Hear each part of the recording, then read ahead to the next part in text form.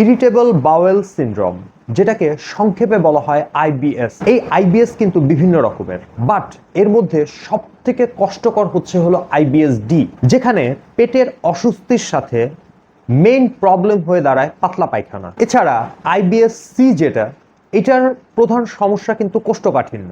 তবে আজকে আমরা কথা বলবো আইবিএস ডি নিয়ে এবং এর চিকিৎসায় হোমিওপ্যাথিক একটা মাদার টিংচার কিভাবে করে কাজ করে, এই পুরো বিষয়টা নিয়ে আজকে আমরা কথা বলবো ইনশাআল্লাহ। আসসালামু আলাইকুম, আমি Mahmud Al Hasan, DHMS third year, and welcome to my channel জু হোমিওনেট। Holarrhena antidysenterica mother tincture, এটা অবশ্য আমাদের দেশে কুরচি মাদার টিংচার নামে বেশি পরিচিত।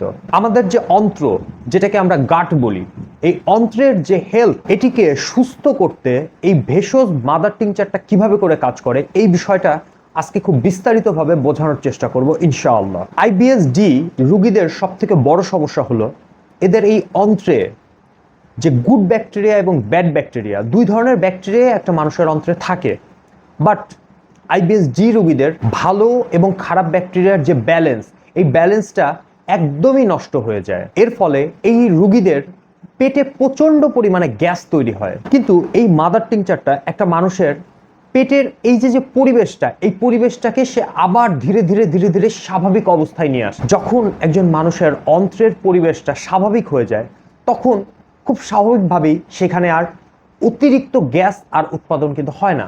ডায়রিয়া বা পাতলা পায়খানা হওয়ার প্রধান কারণ হলো একটা মানুষের অন্ত্রের যে দেয়াল থাকে, এই দেয়াল থেকে অতিরিক্ত পানি বা অতিরিক্ত তরল যদি ক্ষয় হয়, এরপরে যায় এই ডায়রিয়া বা পাতলা পায়খানা দেখা দেয়।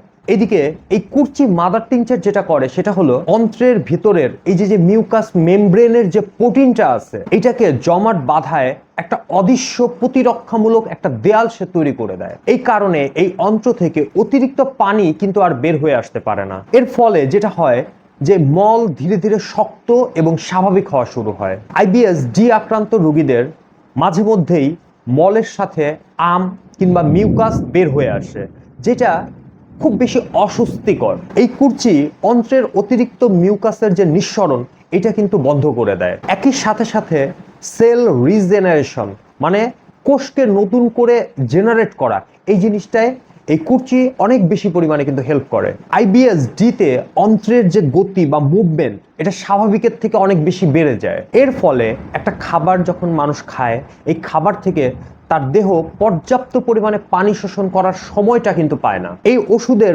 গ্লাইকোসাইড যে উপাদান, এটি অন্ত্রের অতি সক্রিয় যে গতি আছে, এই গতিটাকে ধীর করে এবং ধীরে ধীরে স্বাভাবিক পর্যায়ে নিয়ে আসে। এর ফলে একজন মানুষের মল সঠিক সময় তৈরি হওয়ার যে সময়, এটা কিন্তু পায়। সংক্ষেপে আমি যদি বলতে যাই, এই কুরচি মাদার টিংচার, এইটা একজন মানুষের সাময়িকভাবে শুধুমাত্র ডায়রিয়া বন্ধ করে, বিষয়টা কখনোই এমন না। বরং বিষয়টা এমন যে এই কুরচি মাদার টিংচার একাধারে জীবাণুকে ধ্বংস করে, অন্ত্রের যে দেয়াল, এটাকে সুগঠিত এবং মজবুত করে, অতিরিক্ত পানি এবং আম পড়া বন্ধ করে দেয় এবং অ্যাট লাস্ট অন্ত্রের গতি আগের মতো স্বাভাবিক পর্যায়ে নিয়ে আসে। এই ওষুধের কার্যকারিতা ঠিক যেমন চমৎকার, এর ডোজ নির্ধারণ ঠিক ততটাই সেন্সিটিভ। এই জন্য কখনোই এই ওষুধটা অন্তত চিকিৎসকের পরামর্শ ছাড়া গ্রহণ করা যাবে না, এবং চিকিৎসকদেরও এই ওষুধটা শুধুমাত্র অনুমানের উপরে ভিত্তি করে এই ওষুধের কোনো ডোজ নির্ধারণ করা যাবে না। রোগীর শারীরিক